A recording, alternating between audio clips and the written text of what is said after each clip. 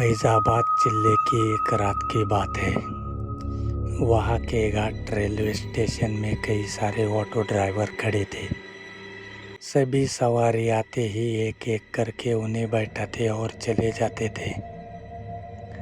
जैसे ही रात ज़्यादा होने लगी, ज़्यादातर ड्राइवर अपने घर को चले गए। उसी रात दुर्गेश ऑटो ड्राइवर भी घाट रेलवे स्टेशन पर था। वो भी दूसरे ड्राइवरों की तरह घर जाने ही वाला था। तभी उसे याद आया कि एक पैसेंजर ट्रेन ही आने वाली थी। दुर्गेश और 3-4 ऑटो चालक उसी पैसेंजर ट्रेन के इंतज़ार में रुक गए।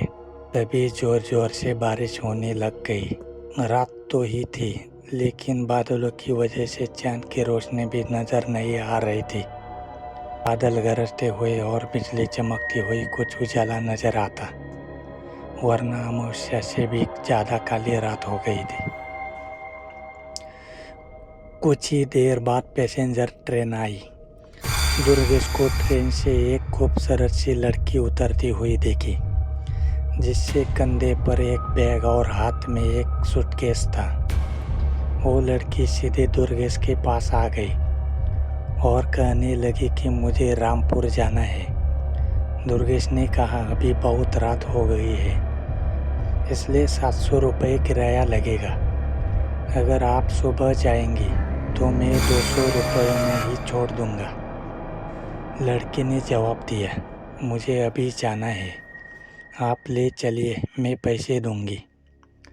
दुर्गेश ने कहा, मैडम आप पहले पैसे दीजिए, मैं आपको सही सलामत घर तक छोड़ दूंगा। लड़की बोली, अभी मेरे पास सिर्फ 300 रुपये है, आप ये रख लीजिए, घर पहुंचते ही आपको बचे हुए 400 रुपये दूंगी। ठीक है मैडम, आप ही ऑटो में बैठ जाइए। कुछ ही देर में दुर्गेश ने उस लड़की को उसके घर के पहुंचाया। वो लड़की ऑटो से उतरी और घर के अंदर चली गई।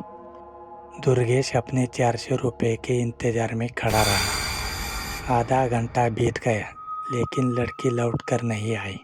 दुर्गेश के मन में हुआ कि अंदर जाकर देख लेता हूँ कि वो अब तक क्यों नहीं आई। उसने घर की घंटी बजाई और ज़ोर ज़ोर से आवाज़ लगाने लगा। तभी एक बुढ़िया ने घर का दरवाज़ा खोला। दुर्गेश ने उससे कहा कि एक मैडम यहाँ ऑटो से आई थी, उन्होंने मेरे 400 रुपये देने हैं, वो अब तक पैसे लेकर नहीं आई। क्यों, आप वो कहाँ रहती है? मैंने शायद आपकी ही बेटी को यहाँ तक छोड़ा है, आप एक बार अच्छे से देखिए। बातों ही बातों में दुर्गेश की नज़र सामने दीवार पर गई। वहाँ उसी लड़की की तस्वीर लगी हुई थी, जिसे वो ऑटो में बैठकर लाया था।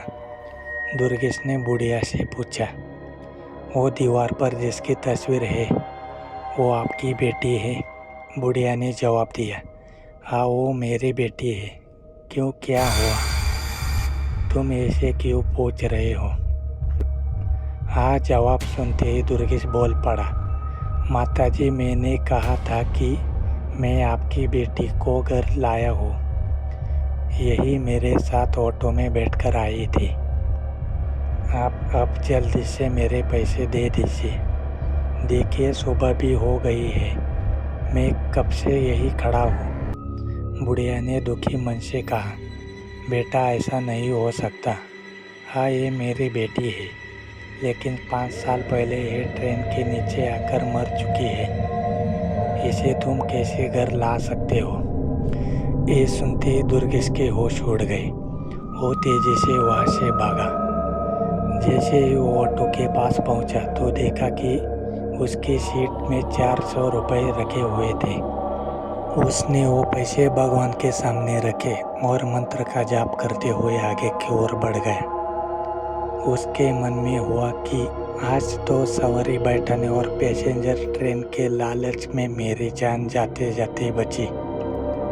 उस दिन से दुर्गेश ने रात को ऑटो चलाना ही बंद कर दिया।